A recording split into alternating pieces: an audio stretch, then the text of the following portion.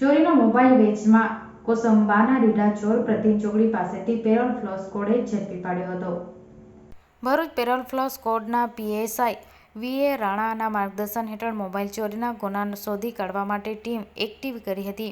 તે દરમિયાન અંકલેશ્વર ખાતે પેરોલ ફ્લો સ્કોડની ટીમ પેટ્રોલિંગમાં હતી. તે દરમિયાન ચોક્કસ માહિતી મળી હતી કે વાલિયા ચોકડી નજીક ડિસન્ટ હોટલ પાસેથી ચોરી થયેલા મોબાઈલને એક ઈસમ પ્રતિન ચોકડી રેલવે સ્ટેશન રોડ ઉપર વેચાણ કરવા આવ્યો છે.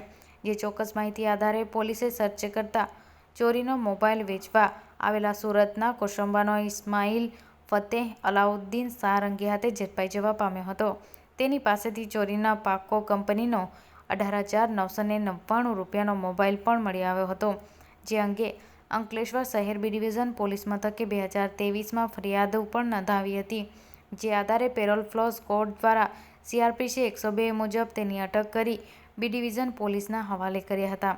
બી ડિવિઝન પોલીસ ચોરીના ગુનામાં રીઢા મોબાઈલ ચોર ઇસ્માઇલ ફતેહ અલાઉદ્દીન શાહની ધરપકડ કરી હતી. તેમજ અન્ય મોબાઈલ ચોરીમાં તેની સંડોવણી છે કે કેમ તે અંગે વધુ તપાસ કરવા રિમાન્ડની તજવીજ શરૂ કરી હતી.